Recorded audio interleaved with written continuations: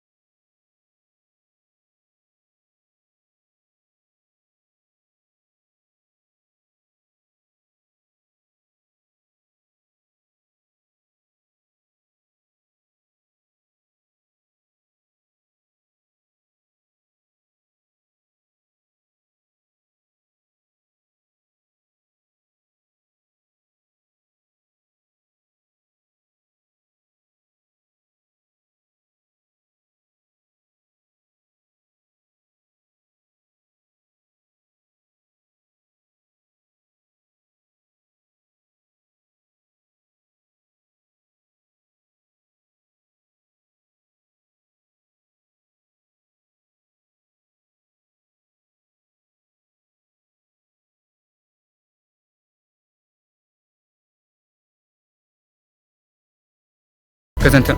Thank you.